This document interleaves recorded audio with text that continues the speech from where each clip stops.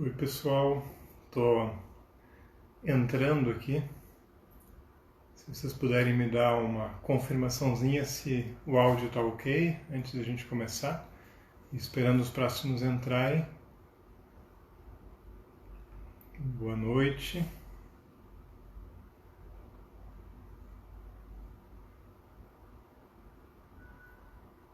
Áudio ok?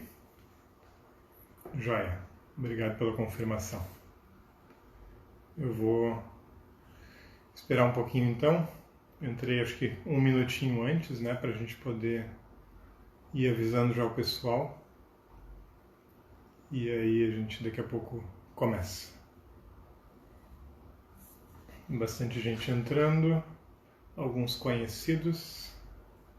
Então, bem-vindos todos. A gente está fazendo aqui a transmissão tanto pelo Facebook quanto pelo Instagram.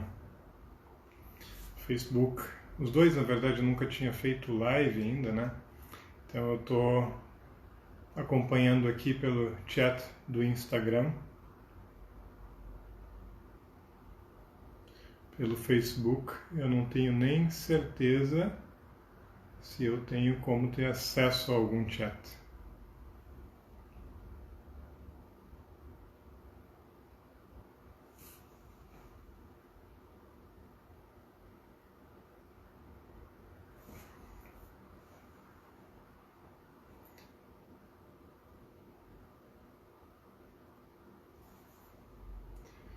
Pessoal, bom, eu sempre prefiro, né, tá conversando, podendo olhar para todo mundo aqui. Infelizmente não é possível, mas eu vou depois me apresentar e vou falar um pouquinho para vocês a respeito do assunto de hoje, né, um assunto que eu combinei com o pessoal do Pratique Prana.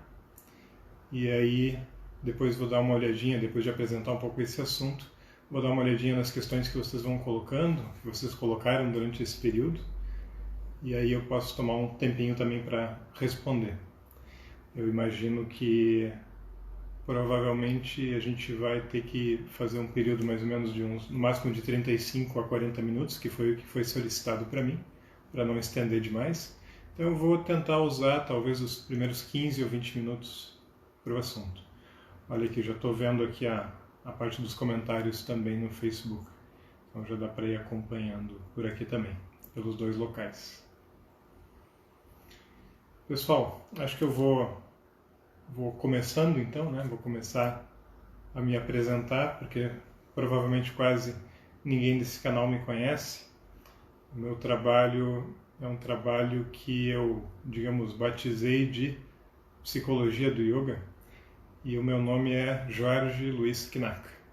Eu moro em Porto Alegre com a minha família, tenho 3 filhos, e a minha dedicação ao yoga ela é desde 1994. Parece bastante tempo, mas na verdade é como se a gente estivesse sempre no começo, né?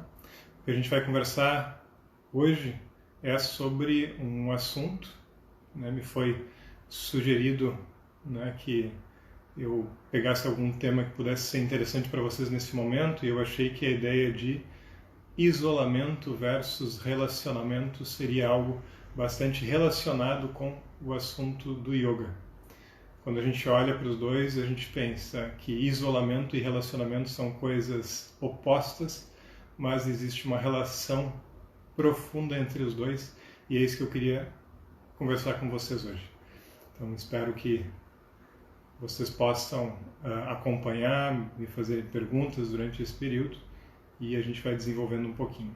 Bom, em primeiro lugar eu queria fazer algo que não é muito comum, né, nos meios das redes sociais, mas eu vou fazer um breve início com um pequeno canto, para a gente lembrar um pouquinho de onde vem esse ensinamento. Esse ensinamento não é uma invenção minha, o ensinamento do yoga, é um ensinamento muito antigo, então é muito importante a gente lembrar da fonte, né? No momento que eu começar a inventar alguma coisa aqui na frente de vocês, vocês precisam puxar minha orelha.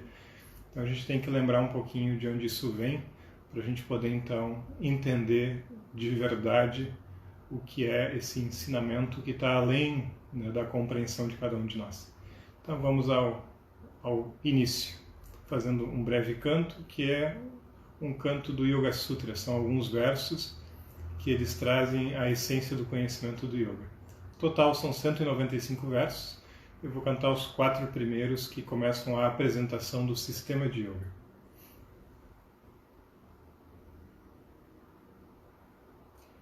Atha yoganushasanam yogaha chitta vritti nirodhaha tada drashtuhu swarupe avasthanam vritti sarupyam itaratra. Bom, primeiro, antes da gente falar sobre isso, eu vou estar seguindo uma noção, uma visão de yoga que vem dos meus professores, principalmente aquele que eu considero meu pai no yoga, que é o professor T.K.V. Desikachar, que talvez alguns de vocês conheçam por um livro que a gente conseguiu publicar no Brasil, que é o livro O Coração do Yoga. E o meu professor, mesmo que me acompanha todas as semanas, né, ou a cada 2 semanas, se chama Paul Harvey, que foi aluno durante muito tempo do Desikachar e que mora na Inglaterra.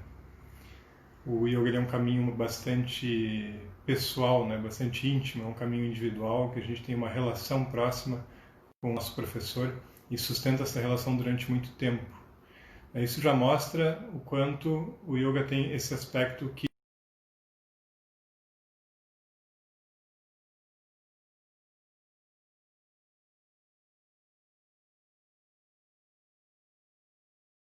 conhecer melhor a nós mesmos. O tempo inteiro a gente está fazendo esses 2 movimentos, indo para fora, indo para dentro. Através da relação entre esses 2 movimentos é possível o que a gente chama de autoconhecimento. Alguém está perguntando, é Paul Harvey, H-A-R-V-E-Y. Isso, a Solange colocou ali, né? Então, pessoal, vamos dar uma olhadinha para essa questão da oposição, da aparente oposição entre isolamento e relacionamento. Existe um professor chamado Franz Moers, que é um professor que eu conheci em 2007, também aluno do Desikachar durante décadas. E esse professor Franz Moers, ele escreveu um livro chamado Liberating Isolation. A gente poderia traduzir isso por isolamento libertador. Aproveitando então esse momento onde a gente fala tanto sobre isolamento, a gente pode trazer essa ideia de o porquê o isolamento pode nos trazer maior liberdade. Trazer liberdade frente a quê? Trazer liberdade frente à confusão e frente ao nosso sofrimento. Que sofrimento é esse? Um sofrimento do qual o yoga fala que a gente leva junto para as nossas relações. A gente traz sofrimento não só para nós, a gente traz sofrimento também para as outras pessoas que estão ao nosso redor. E a gente lamenta por esse sofrimento. No meu caso, que tenho 3 filhos, eu costumo dizer que todos os dias eu lamento pela quantidade de ignorância e de confusão que eu levo para os meus filhos. É claro que eu também fico feliz pelos esforços que eu faço e também pelos benefícios que eu também procuro oferecer para eles. Mas a gente tem que ser sincero. A gente não consegue o tempo inteiro dar alguma coisa positiva para as pessoas. A gente traz muita coisa que tem relação com a nossa história, com os nossos medos, com as nossas raivas, né, com toda a nossa confusão acumulada ao longo da nossa vida. Então, essa sinceridade, esse entendimento de que nós temos muitos obstáculos internos, ele faz com que a gente se dê conta que a gente precisa fazer um movimento de afastamento em alguns momentos da nossa vida, para que a gente possa voltar a se relacionar e, ao voltar a se relacionar, não levar todas as nossas memórias, as nossas imaginações, os nossos enganos, que acabam fazendo com que a gente não consiga enxergar realmente a pessoa que está na nossa frente, ou as circunstâncias que estão na nossa frente, ou os objetos que estão na nossa frente. Ou seja, eu preciso entrar para dentro de mim, reconhecer os meus obstáculos, limpar a minha visão, para mim poder de novo então ir para fora e enxergar de fato o que está na minha frente. Esse movimento, ele é um movimento muito importante, porque o yoga ele tem 2 aspectos. Um aspecto que é o movimento relacionado com o cotidiano, ou seja, o que é o yoga dentro da minha relação com todas as coisas, com todas as pessoas. e o outro é o meu movimento de prática formal. Quando eu paro para fazer alguma coisa, eu paro o resto e me volto para mim mesmo. Se eu não tivesse esses dois movimentos, ir para o relacionamento e me dar conta do que está ao meu redor, e voltar para mim mesmo e me dar conta do que está aqui dentro, eu não vou conseguir fazer um caminho completo de autoconhecimento, um caminho completo de yoga. Né? Até porque tudo que está ao nosso redor espelha muito o nosso estado mental, a nossa visão. Então, quando a gente canta, lá no início, quando eu cantei para vocês um dos versos onde eu usei a palavra sarupyam, tem uma palavrinha ali, essa palavra sarupyam, que está no quarto verso que eu cantei, ela significa uma visão que a gente tem das coisas que estão ao nosso redor, que na verdade é uma visão tomada por imaginação, tomada por engano, tomada por memórias que eu tenho de outros objetos e não de verdade desse objeto que está na minha frente. Por exemplo, quando eu olho para minha esposa, eu vou trazer muitas memórias de várias outras circunstâncias da minha vida com outras pessoas. Memórias que não têm nenhuma relação com ela de verdade. Mas naquele momento, quando eu enxergo ela, quando eu vejo uma situação parecida dentro da minha relação com ela, essas marcas que estão lá atrás, lá no meu passado, elas vêm sem eu me dar conta. Eu preciso fazer um movimento para ajudar a limpar isso. Então, nesse momento, quando acontece uma situação como essa, que é uma situação externa, e uma situação que nos obriga a reduzir as nossas distrações, é claro que a gente inventa várias outras, né? Mas a gente fica mais limitado. A gente se obriga a ficar mais em casa, né? Mais perto da nossa casa e não da casa do outro. Mais perto dos nossos familiares mais próximos e não de outras pessoas.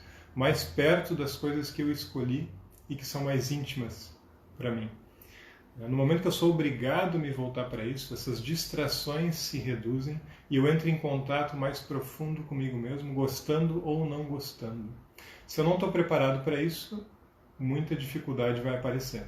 Se eu não fiz esse movimento, né, esse movimento de olhar para mim mesmo, esse movimento de, em alguns momentos, propositalmente me isolar, quando esse isolamento for forçado, ele vai doer.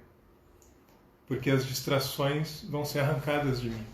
E eu vou ser colocado perto do que está muito perto. É o momento de eu rever escolhas. Né? Nesse período, no meu caso, que eu atendo individualmente com yoga, é um processo terapêutico onde a gente conversa, a gente vê todos os aspectos, não só de corpo, mas também os aspectos emocionais. Então, tudo isso é visto dentro do atendimento individual. A gente vê que muita gente está aproveitando para profundas reflexões sobre a vida nesse momento. Né? Pessoas que provavelmente já estavam se questionando antes a respeito de algumas coisas, e quando essas distrações mudaram, quando também veio a ameaça da doença, quando veio o medo, a pessoa olhou e se deu conta de algumas coisas que estavam um pouco escondidas devido ao excesso de distrações do cotidiano. Então esse é um movimento que, por mais que ele tenha vindo a partir de uma ameaça, de uma doença, e por mais que ele traga sofrimento, ele é sempre uma grande oportunidade para uma reflexão mais profunda. Oportunidade para a gente se afastar um pouquinho mais de algumas distrações que estavam muito presentes no nosso cotidiano e se aproximar, então, de algo que estava um pouquinho mais escondido, mas que era muito verdadeiro e muito profundo e que a gente não estava olhando suficientemente. Então, isolamento e relacionamento, nesse sentido, eles não são coisas que se opõem, eles são coisas que se auxiliam. Eu imagino que muitas pessoas têm essa ideia de yoga, onde o yogi, que eu não sei se algum de nós é, né, onde o yogi ele fica numa caverna, ele fica isolado, né, mas o yogi ou o praticante, né, de yoga, ele na verdade é aquela pessoa que vai na direção do relacionamento. Porque é quando ele vai na direção do relacionamento que ele percebe realmente os seus obstáculos. É frente aos meus filhos que eu percebo o quanto de ignorância eu tenho acumulado, o quanto de falta de paciência eu tenho acumulado, e é frente aos meus filhos que eu vejo que eu tenho que melhorar enquanto pessoa. Então, esse confronto, que é um confronto que a gente pode lidar com maturidade, com uma certa tranquilidade, é um confronto que é necessário para nós. Não basta a gente ficar isolado, sentado, meditando. A gente tem que estar em relacionamentos verdadeiros, em relacionamentos que evocam em nós a necessidade de melhora, a necessidade de transformação. Então, nesse momento, né, esse isolamento, quando ele traz para nós mais essa amorosidade, quando ele traz mais para nós essa compaixão, é claro que a gente não vai ficar também encerrado dentro da nossa vida em família. A gente também vai olhar para todos os que estão ao nosso redor, né, que estão fora do alcance do nosso olho, e vai ver se a gente pode fazer alguma coisa também para auxiliar essas pessoas. Porque no momento que esse olhar mais amoroso, que essa humildade, que esse reconhecimento dos nossos obstáculos brota, a gente também começa a ter uma visão um pouco mais compassiva com relação aos obstáculos dos outros. Né? Então, é para isso que o yoga existe. Né? Ele não existe para a gente ficar mais saudável apenas. Ele existe principalmente para um processo de autoconhecimento. O resto, na verdade, é só um efeito colateral menor. A gente pode sim ficar um pouco mais saudável, né? A gente pode ter alguns benefícios em termos de qualidade mental, qualidade física, mas o principal processo mesmo é o conhecimento que é transmitido. É por isso que eu trago esse conceito de psicologia do yoga. Esse conceito é para deixar mais claro para nós que o yoga, quando ele nasce, o objetivo dele não é exercício físico e o objetivo dele também não é religião, né, que é um aspecto mais cultural da Índia. O yoga, na verdade, é um sistema que, desde o início, quando abre o próprio Yoga Sutra, que é a principal escritura de yoga, ele já diz: o yoga é sobre a mente. O resto que a gente vai tratar dentro do âmbito do yoga, alguns exercícios de corpo, alguns exercícios de respiração, o estudo desse conhecimento sobre a mente, sobre o sofrimento, o entendimento do que é esse aspecto espiritual, tudo isso, na verdade, é para nos ajudar, para que a nossa mente fique melhor e para que a gente conheça mais profundamente a nós mesmos. Então é um processo longo. Mesmo que a gente não tenha feito antes algum movimento de fazer esse trabalho interno, agora, quando surge essa situação, é um bom alerta para nós. A gente se dá conta que talvez a gente precise se cuidar um pouco mais. A gente se dá conta que talvez a gente tenha que levar mais a sério o nosso processo de autoconhecimento. A gente se dá conta que talvez a gente tenha que pensar um pouco mais sobre as nossas escolhas. Né? Então, são grandes oportunidades para quem conseguir cuidar de si, de alguma forma também cuidar dos outros. Né? É um momento, na verdade, muito especial. Nenhum de nós conseguiu imaginar que a gente passaria por isso em algum momento da vida. São situações que são inesperadas para nós. Elas estão muito fora daquilo que a gente considera normal, que a gente imaginava, um projeto de vida que a gente tinha. Quando surgem coisas inesperadas, que muitas vezes nos frustram também, essas coisas são grandes oportunidades, elas estão fora do nosso controle. A gente tem que conseguir desenvolver um desapego, aquele mesmo desapego que a gente tem que ter quando a gente está com vontade de olhar um filme e os filhos não deixam. Quando a gente está com vontade de sair um pouquinho de casa e não vai dar porque tem deveres para fazer. Então, nesse momento, tudo isso vem com uma intensidade muito grande. É o momento de aproveitar. Qualquer recurso que a gente tenha nesse momento para nos ajudar a olhar com um pouco mais de tranquilidade para nós, qualquer recurso que a gente use para melhorar um pouco a nossa condição mental, qualquer recurso que a gente use para entender um pouco mais o funcionamento das emoções, de alguma forma é yoga. Mesmo que não seja algo que a gente vá usar dentro do sistema de yoga, porque talvez algum outro sistema esteja mais disponível para nós, a gente pode dizer que isso é yoga, porque yoga fala sobre isso. Então, isolar-se, nesse sentido, é um ato de compaixão. Ele é um ato de compaixão não porque nesse momento, nessa situação particular, a gente está ajudando a proteger outras pessoas, mas porque a gente pode aproveitar para melhorar a nós mesmos, para quando voltar para o relacionamento, voltar melhor. Então, é muito importante que a gente use essa oportunidade. Ela é única. Então, isso é um ponto que eu acho que é bastante importante da gente entender. Quando a gente fala daquela palavrinha que eu cheguei a iniciar ali, aquela reflexão com vocês, aquela palavrinha sarupam, então é quando a gente olha para o objeto e a gente está tomado de projeções, de imaginação, de memória e de confusão. A gente não enxerga nada do que o objeto é de fato. A gente está no relacionamento, a gente enxerga a outra pessoa, mas o que a gente vê são só expectativas nossas e não a pessoa de fato. O segundo ponto, uma evolução disso, é quando a gente consegue ver um pouco do que a pessoa é e um pouco das nossas confusões e das nossas projeções. O terceiro ponto é quando, através de um bom tempo de relacionamento, através de um certo esforço para reduzir essa imaginação, essas outras memórias que não têm relação com quem a gente está vendo na nossa frente, a gente começa realmente a ver a pessoa como ela é, ou uma circunstância como ela de verdade é. Então, quando a gente consegue abrir mão desses obstáculos internos e se entregar para a percepção realmente do outro, né? Isso é o nosso desejo, porque quando a gente começa a olhar para isso, a gente está dizendo que a gente está numa relação com a verdade. A relação com a verdade, ela nos nutre, ela nos satisfaz. Mesmo que a gente consiga alimentar uma mentira para nos satisfazer temporariamente, essa mentira ela sempre nos dá medo, porque a gente sabe que em algum momento ela vai acabar. Em algum momento vai aparecer a verdade que está por trás dela. Quando a gente se relaciona com a verdade de algo, mesmo que não pareça muito boa, a gente tem uma força dentro disso. A gente adquire esse conhecimento que vai nos sustentar, que vai nos proteger. E isso a longo prazo sempre vai ser muito melhor do que a sustentação de uma mentira. Então essa busca é algo a ser realmente reforçado. Acho que a gente pode dar uma olhadinha se vocês tiverem algumas questões sobre isso, né?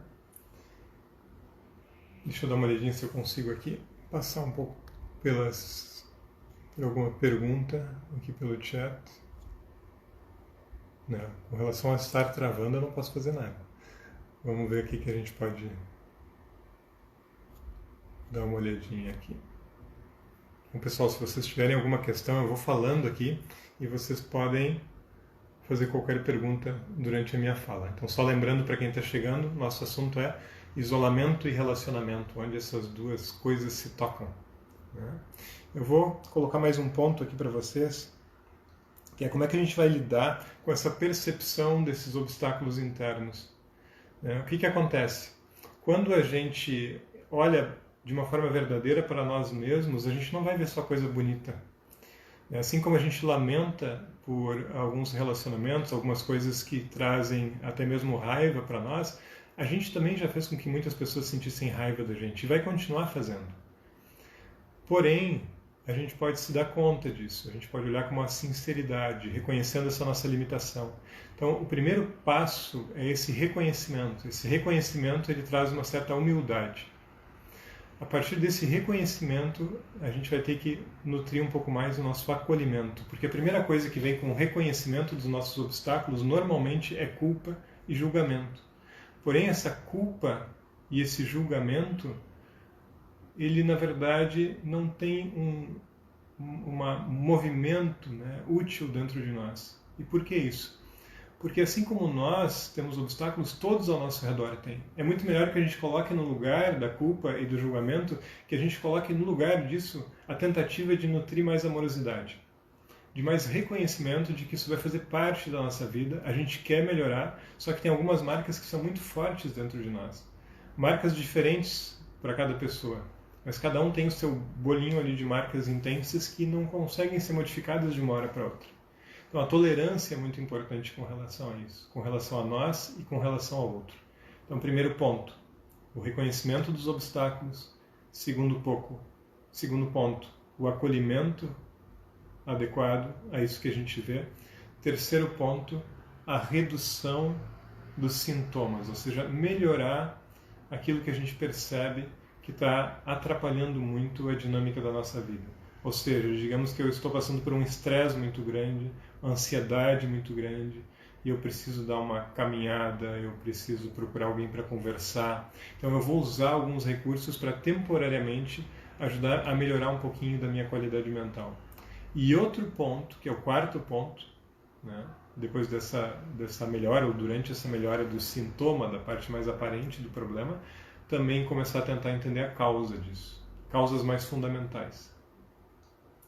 Essas causas mais fundamentais, elas normalmente vão ter relação com um conhecimento mais profundo de nós mesmos, né? Os enganos que estão ali e nos atrapalham a olhar de verdade para nós.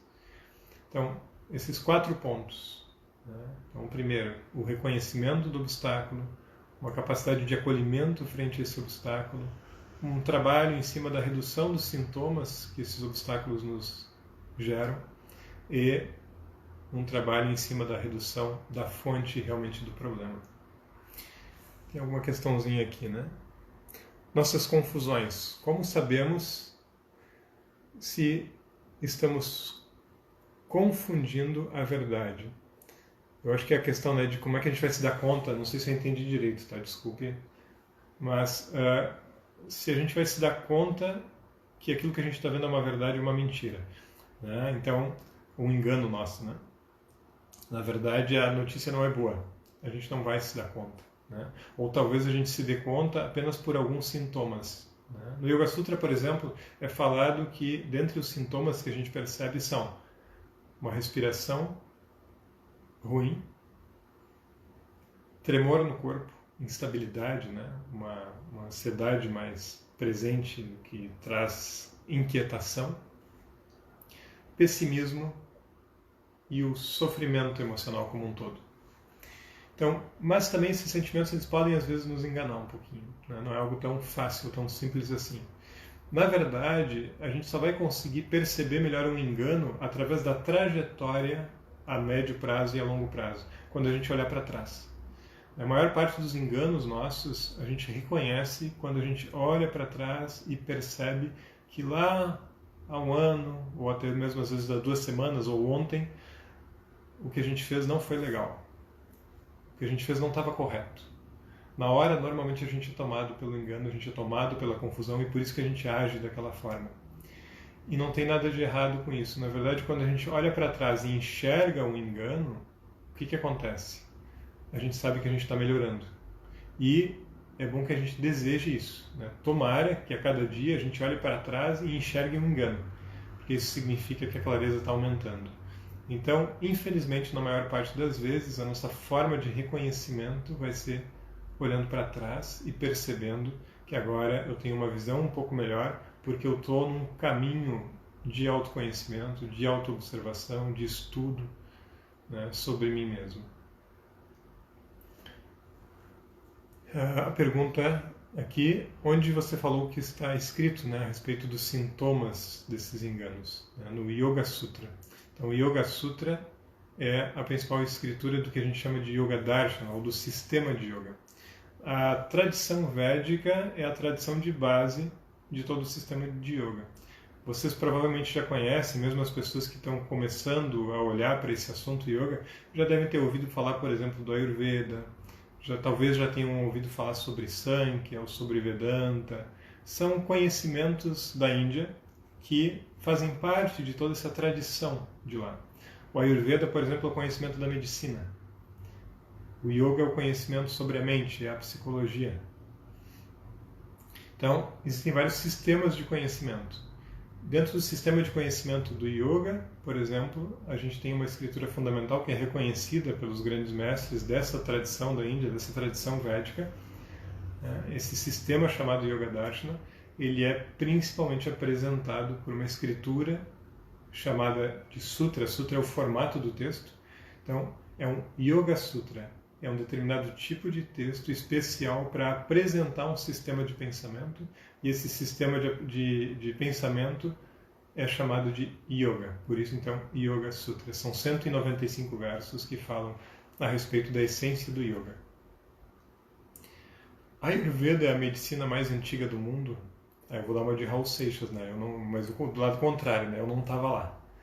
Né? Eu não vi, eu não sei, mas eu acredito que provavelmente seja uma das mais antigas do mundo, né? Pelo menos muitas pessoas tratam dessa forma, acredito que provavelmente sim, né? É uma medicina de milhares de anos, né? E com certeza influenciou muita coisa até mesmo da medicina nossa, né, ocidental, né?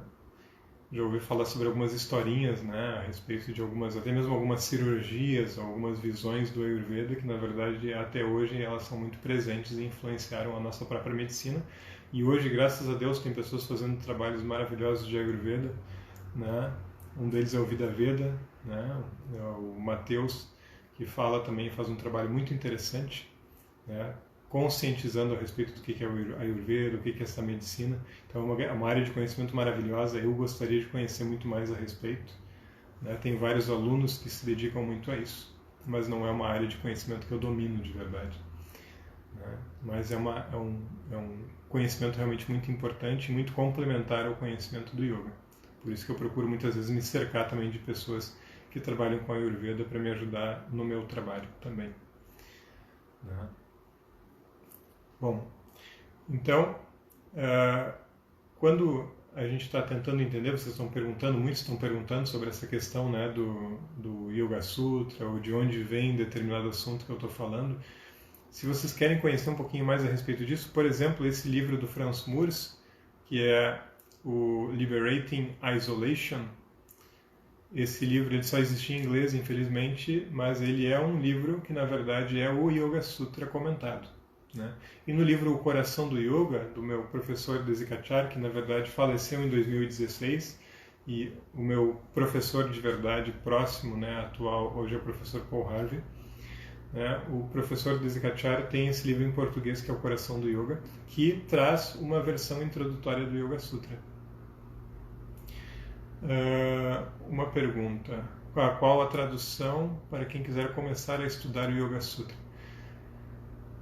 Eu vou dizer uma coisa bem sincera para vocês. Eu poderia tentar agradar aqui e passar o nome de livro. Eu passei, na verdade, do Franz Moers em inglês, né? Em português eu não conheço muita coisa.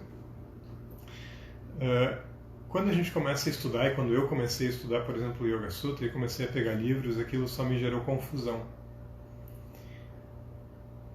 Por quê? Porque o yoga ele é considerado uma tradição oral, e os Yoga Sutras eles são escrituras que são muito... têm um conhecimento muito profundo e está tudo muito resumido ali dentro, né?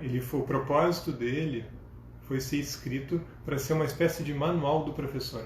Vocês lembram daquele livrinho que só o professor podia ter, que já tinha as respostas, né? Que se o aluno lesse ia atrapalhar o processo dele de aprendizado. O Yoga Sutra é mais ou menos isso. A gente tem que olhar para o Yoga Sutra através de alguém que estudou esse conhecimento, consegue vincular, por exemplo, alguns sistemas que tem ali, que são o Yoga, Sankhya, né, que são sistemas irmãos, e a partir desse olhar do todo da tradição de Yoga, a gente então pode entender verso a verso que vai sendo colocado ali. Se a gente olha só um separado e não tem a visão do todo, aquilo pode nos confundir também bastante. Então não é uma escritura, na verdade, para ser usada muito como livro, né? É mais para manual do professor, não porque o professor quer esconder. É mais ou menos assim, quando a gente ensina uma criança, a gente não quer, por exemplo, a gente não quer colocar um filme de censura 16 para uma criança de 2 anos, né? A gente também não quer trazer uma equação matemática para uma criança que está aprendendo a ler. Por quê? Porque isso não vai ajudar no processo de amadurecimento, no processo de desenvolvimento. Então, cada coisa na sua hora. É claro que o professor ele não vai estar fazendo isso porque ele quer dificultar o acesso, mas é porque ele quer ajudar a pessoa a fazer a escadinha. A principal questão do processo de yoga é o caminho gradual, é a escadinha, né? Normalmente a gente pensa assim, em alguma coisa muito profunda lá adiante e na confusão que a gente está. A gente esquece em todo o recheio e a graça está no recheio, né? Então, na verdade, a gente precisa aprender no yoga é como fazer o passo a passo. O passo a passo é a parte mais difícil, é aquela que a gente quer fugir. A gente quer fantasiar a respeito daquilo que está lá longe, ou a gente quer lamentar a nossa situação atual. Mas, na verdade, o recheio mesmo é que é a parte boa.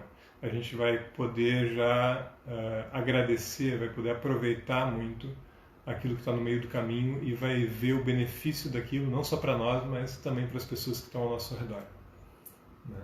Então, isso é um ponto bastante importante para a gente lembrar. Quando vocês forem procurar alguém para ajudar vocês, assim como eu tenho alguém também para me auxiliar, né? O yoga traz muito isso, a gente precisa ter ali um auxílio, uma ajuda, a gente não pode estar sozinho, né? Então, quando vocês forem procurar alguém, procurem alguém que vai falar para vocês sobre a real condição de vocês, vai também ver qual é o propósito, mas vai falar principalmente sobre o passo a passo, aquilo que é viável, aquilo que é possível e aquilo que tem a ver com a história de cada um de vocês, não alguma coisa distante, né? É muito importante isso. Então, independentemente de quem vocês procuram, sempre olhem para o conhecimento do passo a passo, né? Então, é importante sim a gente testar o professor e, de certa forma, o professor nos testar. O que é o professor nos testar? Ele saber se realmente a gente quer fazer os nossos esforços para o nosso caminho de autoconhecimento. E o que é a gente testar o professor? Testar para ver se ele realmente está olhando para a minha condição pessoal e não para uma massa de pessoas, né? O processo de yoga ele é um processo único para cada um, né? Porque cada um tem a sua história diferente do outro. Cada um tem um corpo diferente do outro. Cada um tem um padrão respiratório diferente do outro. Cada um tem emoções, personalidade, uma constituição diferente um do outro. Então isso é muito importante. Então a gente primeiro vai se isolar um pouquinho para poder conhecer um pouco mais sobre o que é isso que a gente é. E a gente então também está melhor para poder se aproximar. Aproveitem um pouco mais esse momento agora para isolar-se, né? Sem abandonar ninguém. Isso não é uma questão de abandono, mas é ter um tempo para poder entrar mais em contato consigo mesmo. Isso é muito importante. Muito bem, eu acho que por hoje é isso, né? Eu não devo ultrapassar muito as regras, né, dos 35, 40 minutos aqui que me pediram, até porque vocês também, né, têm muitas coisas para fazer. E eu agradeço muito a vocês por essa oportunidade. Agradeço muito o pessoal do Pratique Prana que entrou em contato comigo fazendo esse convite. Então é sempre um prazer, é sempre uma alegria poder falar sobre esse assunto, porque falar sobre esse assunto lembra de tudo aquilo que até hoje eu aprendi e que também que falta eu aprender dentro do meu caminho com os meus professores. Então, um grande abraço a todos vocês e muito obrigado. Uma boa noite.